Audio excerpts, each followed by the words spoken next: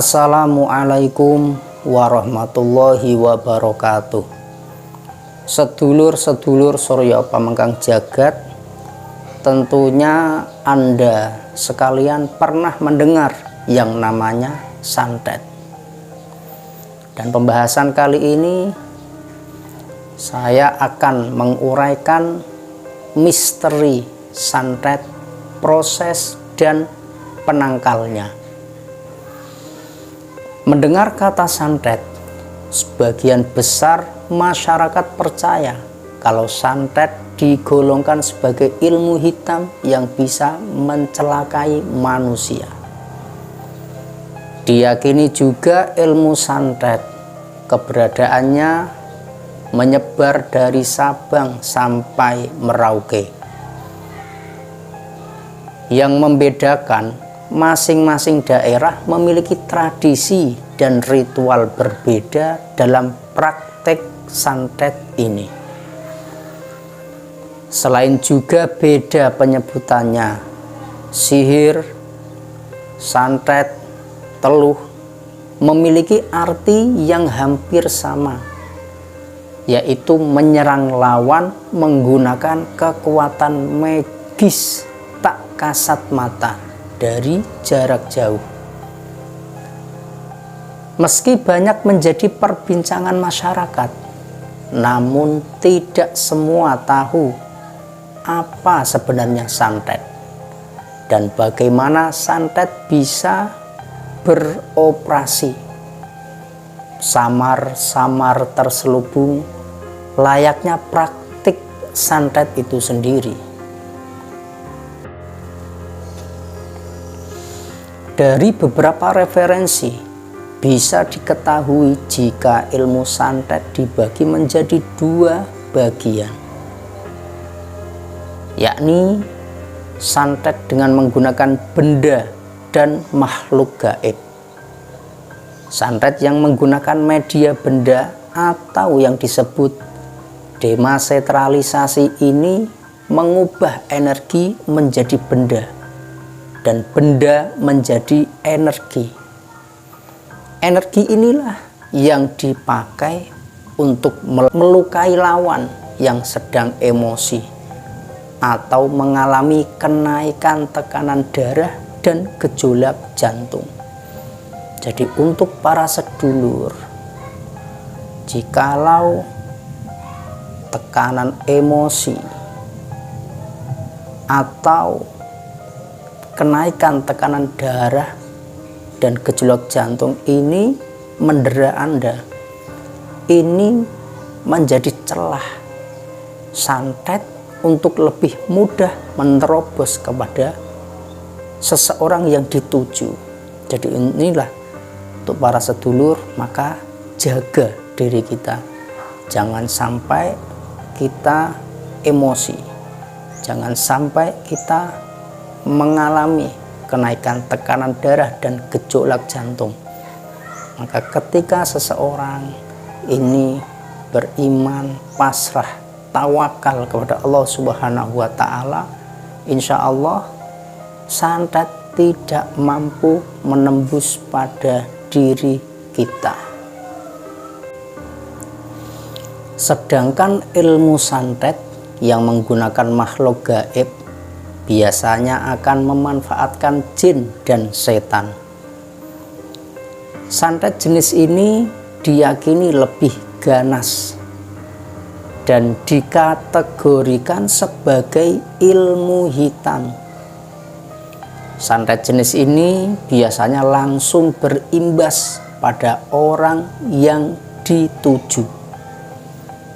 Bahkan tidak jarang orang diantaranya langsung meninggal dunia. Santet dengan menggunakan makhluk gaib ini biasanya berkembang di daerah yang masih memegang teguh adat dan mitos. Untuk selanjutnya, proses santet. Setelah mengenal jenis santet, ada beberapa hal yang harus diketahui soal santet. Salah satunya adalah bagaimana santet bisa menyerang manusia.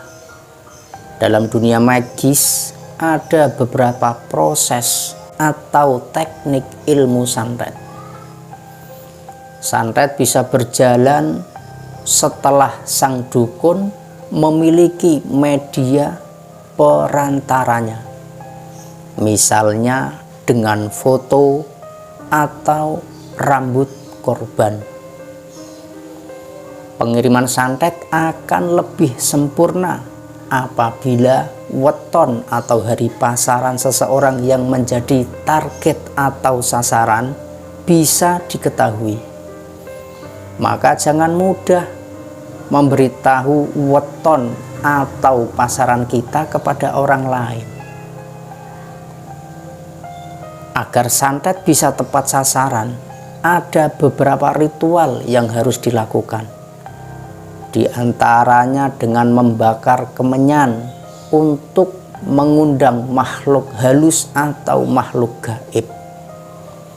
Setelah itu, barulah ia membaca atau merapal mantra-mantra santet sambil menulis rajah gaib pada foto atau boneka. Dalam hal tertentu, ia akan menggunakan darah ayam juga sebagai sarana praktik santetnya agar bisa tembus atau bisa lancar.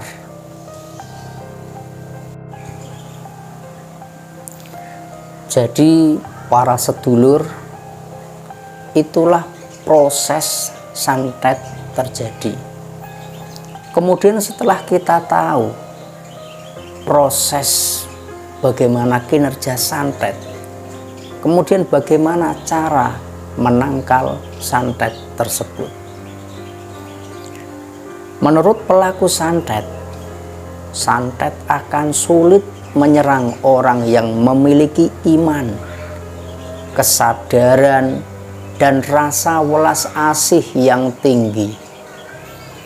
Jika berhadapan dengan orang seperti ini, pelaku santet biasanya lebih memilih mengalah, karena bila diteruskan akan sangat membahayakan dirinya. Sebab energi negatif yang dikirim akan berubah menjadi energi positif dan berbalik menyerang dukun santet tersebut. Santet juga akan sulit menyerang orang yang tidur di atas jam 12 malam. Begitu juga orang yang memiliki kebiasaan tidur di atas lantai. Hal ini dikarenakan batas ketinggian santet berada di atas 50 cm.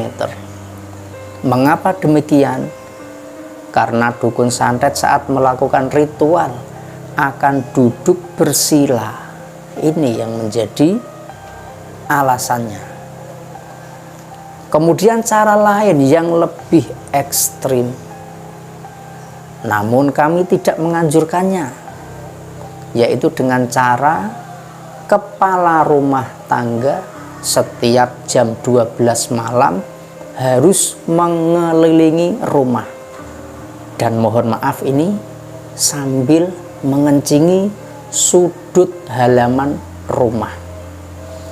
Bisa juga dengan menaburkan garam dapur di setiap sudut rumah. Jadi garam dapur ditaburkan di setiap sudut rumah. sambil mengucapkan doa memohon keselamatan, memohon perlindungan kepada Gusti Allah. Jadi pada intinya, jikalau kita ingin aman dari segala mara bahaya termasuk santet, satu, jaga iman kita. Jaga iman kita. Kemudian jaga kesadaran kita. Kemudian munculkan rasa welas asih di dalam hati kita, di dalam diri kita. Ini menjadi penangkal santet. Bahkan dukun santet takut dengan orang yang memiliki iman, kesadaran, dan welas asih yang tinggi. Dan terus memohon, meminta kepada Gusti Allah yang memiliki alam semesta ini, yang memiliki perlindungan. Itu kuncinya satu, selalu memohon, berdoa kepada Allah Subhanahu wa Ta'ala agar diselamatkan dari segala macam mara bahaya. Demikian para sedulur-sedulur Surya Pamangkang Jagat, itu yang bisa kami sampaikan. Mudah-mudahan bermanfaat untuk sedulur-sedulur semua. Apabila ada salah, mohon maaf yang sedalam-dalamnya. Dan apabila ada kebenaran, kemanfaatan, itu dari Allah Subhanahu wa Ta'ala. Akhirul kalam, wassalamualaikum warahmatullahi wabarakatuh.